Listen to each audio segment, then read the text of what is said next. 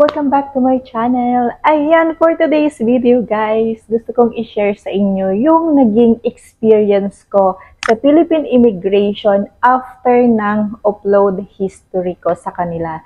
Sa mga hindi pa nakakaalam guys, 3 times po akong na-upload sa Philippine immigration. So, yung unang upload ko is 2019 and yung dalawa doon is same year lang last year. So, gusto kong i-share yung naging experience ko guys sa inyo.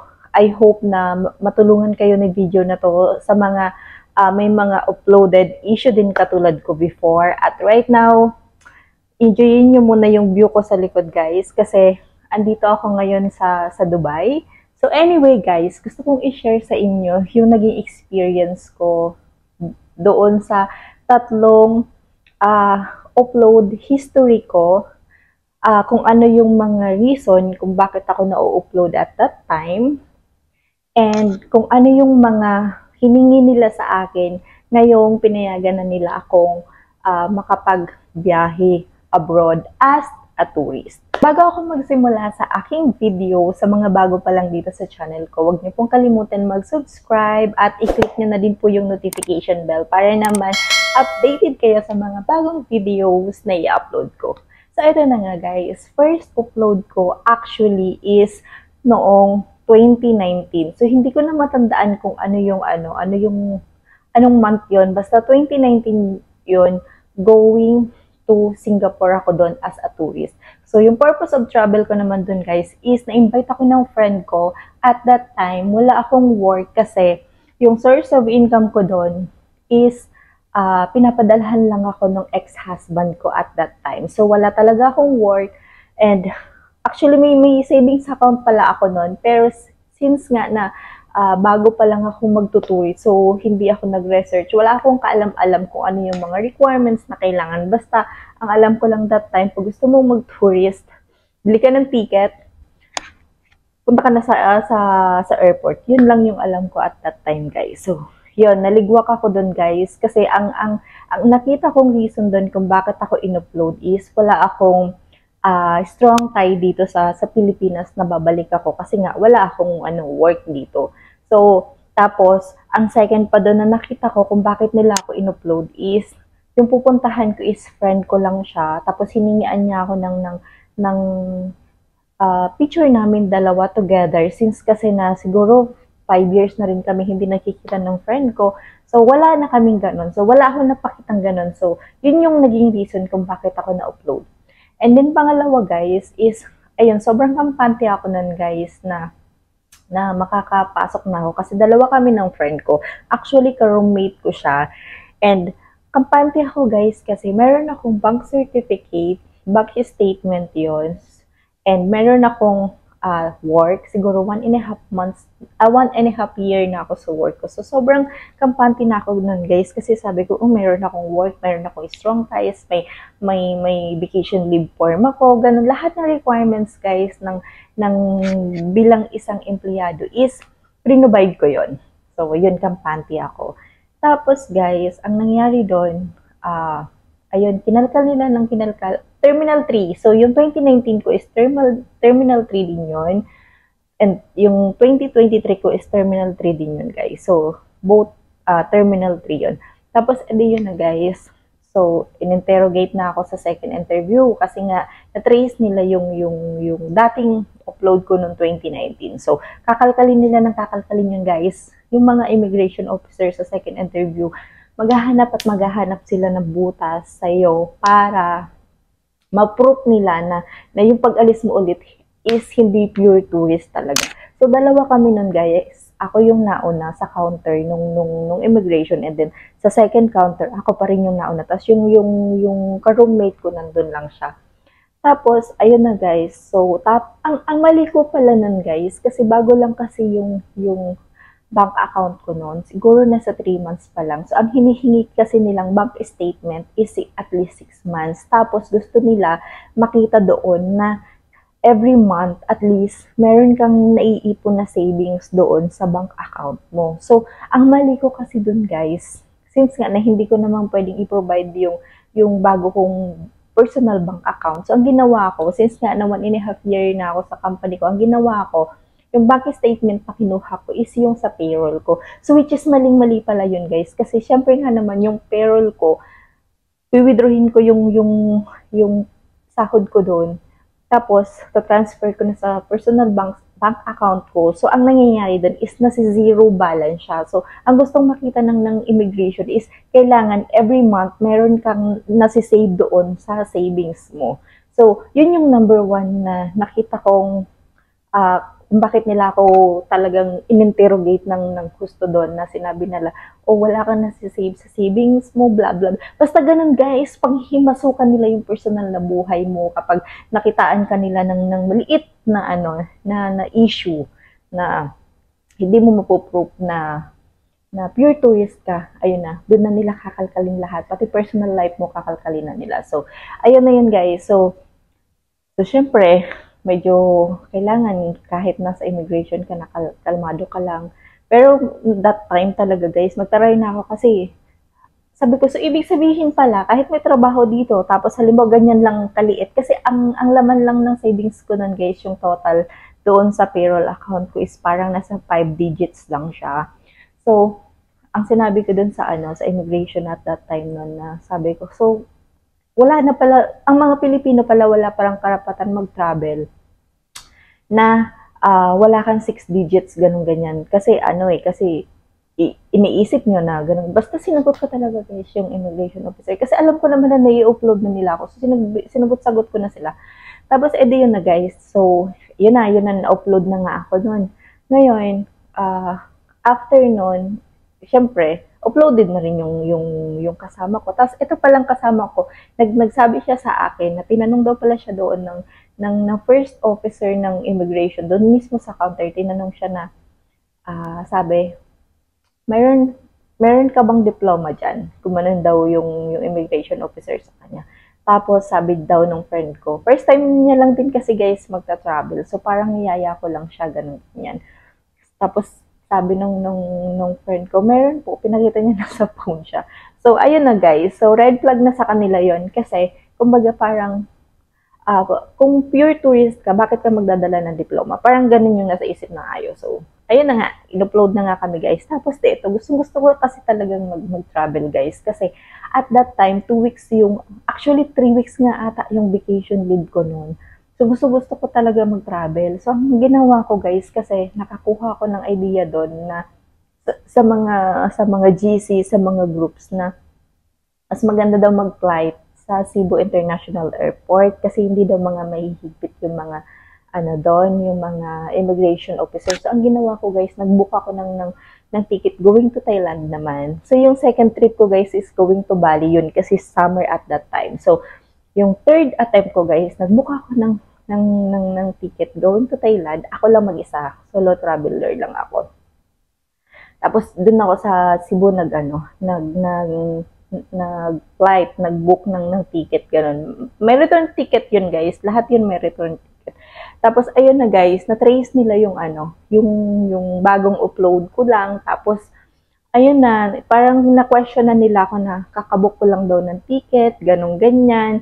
Tapos, kumbaga parang isip nila na sobrang desperada ko talagang makalabas ng bansa at that time. Tapos, hindi talaga sila nakinig sa akin, guys. So, ayun na, yun na yung third na upload ko. Yun yung papunta ng Thailand. So, grabe, sobrang yung depression talaga, guys, kapag na-upload ka. Grabe, as in, yung kasi nga, ang daming nasasayang. So, sayang yung ticket mo, pack import, sayang din yung hotel accommodation mo kasi non-refundable, lalo na kapag nag-book ka lang online. Talagang non-refundable siya, guys. Bad trip ang Cebu Pacific. Never ko nang kinuhang airlines at Cebu Pacific pag magta-travel abroad ako. Kasi, guys, hindi sila nagre-refund. So, yun yung number one na doon ako na-stress. Kasi, syempre, twice ako nag-book, papuntang Bali at saka papuntang Thailand. Missing kong tuling, guys, wala man lang ako na-refund sa kanila. So, ayan, shout out sa iyo, Cebu Pacific. Ayan, magbago na kayo. Kasi hindi pinupulot ng pera ng mga Pilipino yung pinambubok sa inyo. Tapos hindi kayo nagra-refund. Diba? Nakaka-bad trip. So, ayun, guys.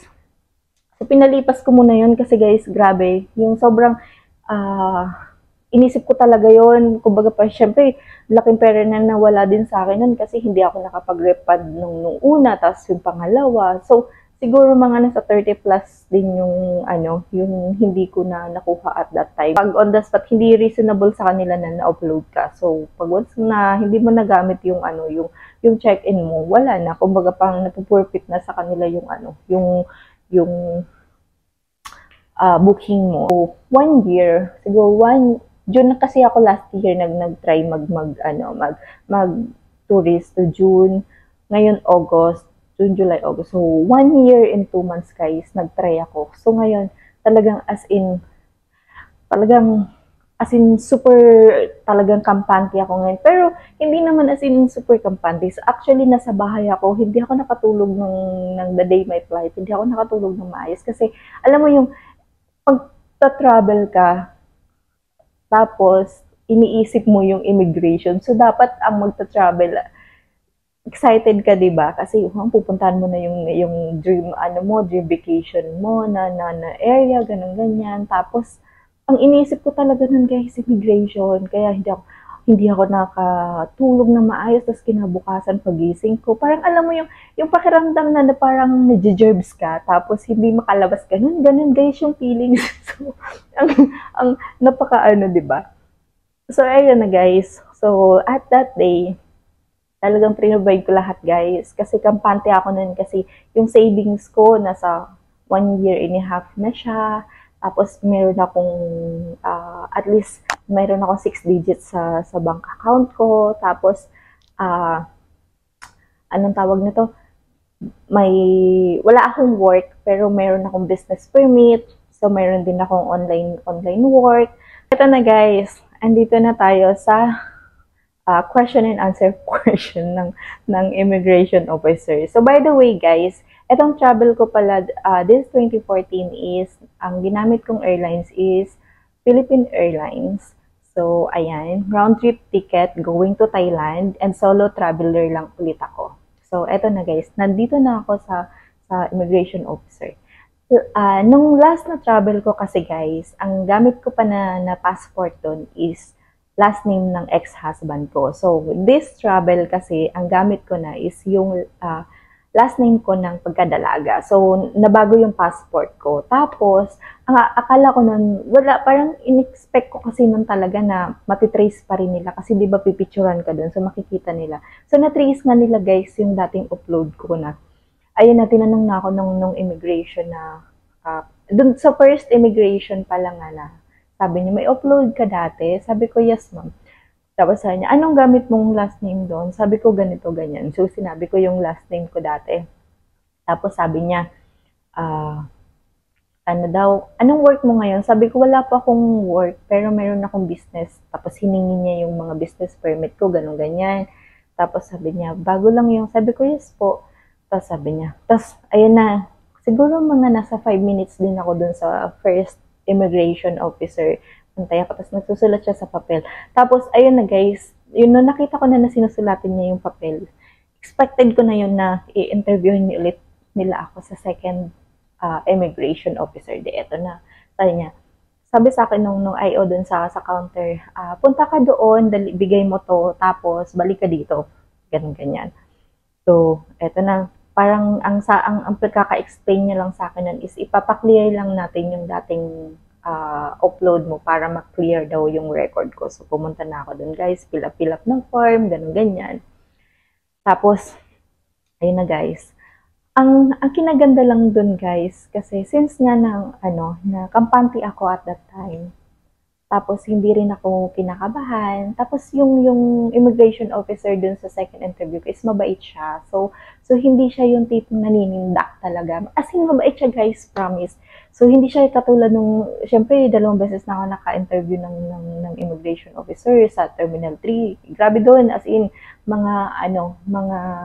basta hindi ko ma-explain yung mga doon, ugali ng mga IO. Talagang sisindakin ka talaga. Talagang alam mo yung nila, pag didikdikan talaga nila sa inyo na hindi ka pure tourist, ganun ganyan. Bakit ganito ganyan? Ganun sila, may pagka-intermedida kung paano sila kung paano sila magtanong sa iyo, ganun. Pero yung sa Terminal 1, hindi, mabait siya. Tapos, ayun na guys, hiningi niya yung sa business permit ko. Tapos mayroon din akong online, tinanong niya rin kung nakaregister din daw yun. Sabi ko, hindi po. Tapos, ayun, kinalkal nila yun guys lahat. Tapos, doon kasi sa passport ko guys, meron akong expired visa doon going to Cyprus. So, hindi ko siya nagamit. Tapos, yun, parang na-question pa nila na, ano dapat gagawin mo sa Cyprus? Sabi niya sa akin na ganun. Sabi ko, ma'am, dapat doon ako magse-celebrate ng birthday kasama ng boyfriend ko kasi ganun ganyan. Eh, kaso nagkasakit ako, kaya hindi na namin tinuloy. Tapos, na-question pa nila kasi August 1, ako nag-book ng ticket going to Thailand. August 4 kasi yung birthday ko. So, yung flight ko is August 13. So, parang late uh,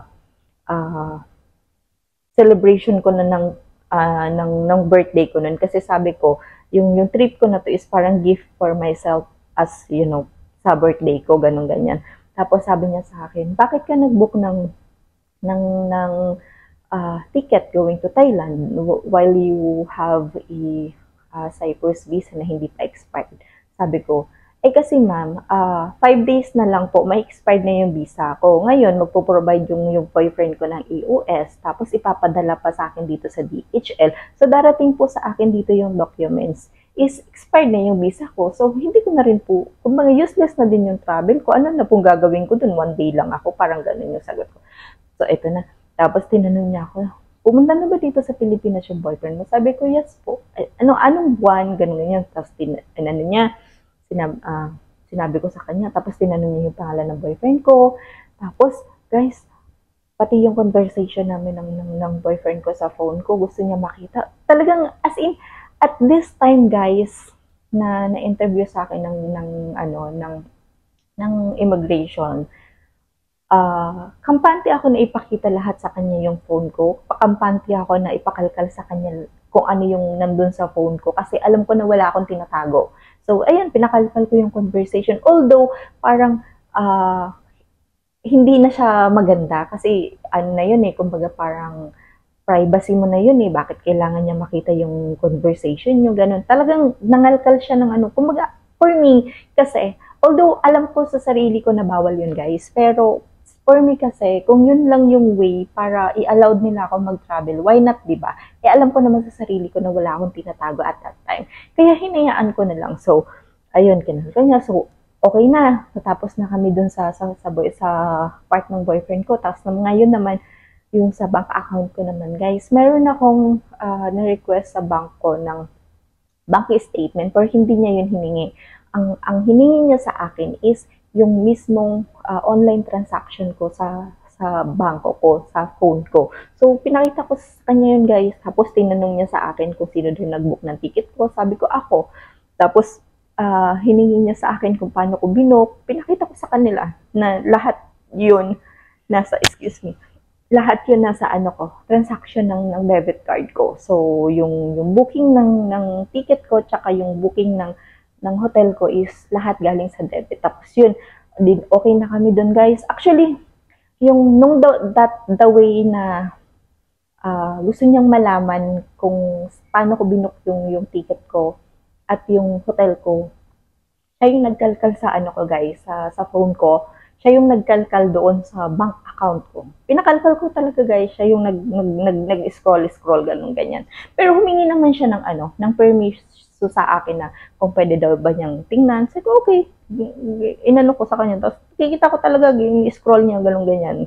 Tapos, ayun na, natapos na kami doon, guys, sa ticket naman, tsaka sa ko. Actually, inabot kami, guys, ng 1 hour mahigit doon sa second interview, promise. Pangatlo doon, na-question niya kung bakit daw malalaki yung amount na pumapasok sa savings ko tsaka lumalabas. And explain ko nga na meron nga akong business na online documents process. So, which is mostly mga client ko is mga nagtatrabaho abroad, mga nakatira sa abroad. So, yun nga, sa bank account ko lagi pumapasok yung transaction na yun. Tapos, tinanong niya sa akin na, yun na, na-explain ko na kung bakit ganun nga yung pumapasok na pera sa savings ko.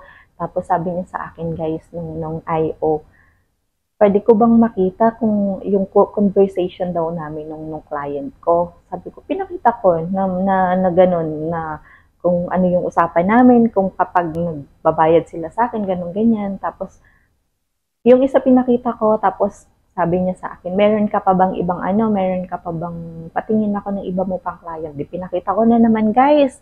So, lahat ng hinihingi niya sa akin, guys, pinakita ko talaga sa immigration officer. Talagang as in, oh, free, gano'n. O, sige, bahala ka dyan. Gano'n na yung naging ano ko eh, naging situation ko at that time eh. Wala lang, chill lang ako kasi lahat ng hinihingi niya naman sa akin, kaya kong i-provide eh. Tapos eto na guys, sulat na siya. Kumbaga yung papel na pinilapan ko, dami ng sulat doon. Nakita ko, sulat siya ng sulat.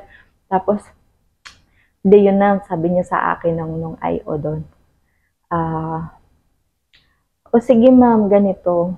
Papayagan kita na mag-travel ngayon, palalabasin kita ng bansa, pero nasa sayo na to ma'am kung sisirain mo yung record mo sa amin. Kasi lalabas ka ng Pilipinas as a tourist, so kapag hindi ka bumalik ng return date ko daw, nasa sakin na daw yun. Kumbaga parang nasa sakin na daw kung sisirain ko yung paglabas ko ng bansa as a tourist, tapos mag-work pala ako, ganun, ganyan. Sabi ko, ano ma'am? Sabi ko, tourist lang talaga siya.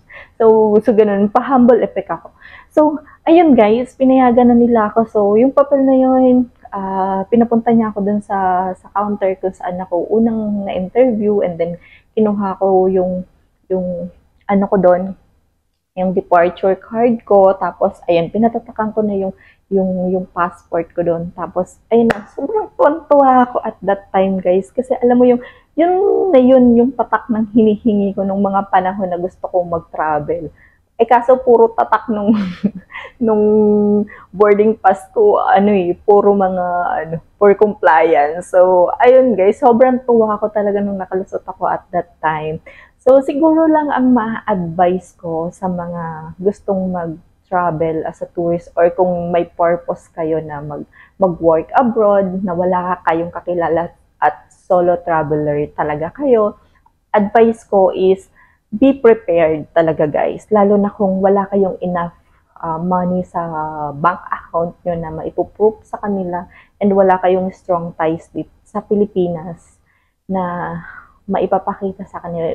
Be prepared lang kasi talagang lalo na sa mga first time traveler, marami talaga silang question sa mga first time travelers. Ayan guys, hanggang dito na lang ang aking video, and advice ko sa mga magto-tourist at solo traveler katulad ko, be prepared kayo guys, kasi ang daming magiging question sa inyo ng immigration. And suggest ko rin guys, kung magta-travel kayo as a tourist at solo traveler kayo, mag-Terminal 1 na lang kayo, or Cebu International Airport na lang kayo guys. Kasi based on my past experience, kung i-compare ko yung mga na-encounter kong immigration from Terminal 3, Terminal 1, and sa Cebu, mababait ang mga immigration sa Terminal 1, and sa Cebu, okay rin sila doon. So, ayun guys. So, advice ko na ganon. Wag kayo mag-book ng Cebu Pacific. Hindi ko sa sinisiraan yung Cebu Pacific guys ha. Pero, based on my experience kasi sa 3 times ako na-upload, lahat po yung Cebu Pacific yung ticket na binuko doon. Hindi ko alam kung nagkataon lang. Pero, yun nga, yung ma-advise ko, hindi nga talaga sila nagre-refund lalo na kapag upload kayo. Yung reason nyo, baliwala sa kanila. Wala talaga silang refund, guys. At least, ang alam ko sa Philippine Airlines, meron silang policy na nagre-refund sila at least 50% ata, hindi ko alam, na kapag uploaded ka. So, at least, may babalik na pera sa inyo. Kaysa naman sa wala, sa Cebu Pacific, o diba? Kumbaga parang mas okay na rin yun. So, ayun guys, i-try nyo lang na mag-Terminal 1 kayo, or Cebu International Airport. Mas okay dun guys. Siguro may bad experience lang ako sa Terminal 3 at sa mga IO doon. Pero iba sila mag-treat ng mga passenger doon, especially sa mga first time traveler iba. So, ayun guys, I hope na natulungan kayo ng video na to. And kung mayroon pa kayong mga question na hindi ko nabanggit sa video na to, mag-comment lang kayo sa baba guys and sasagutin ko lang kayo. And thank you for watching and see you on my next video. Bye-bye!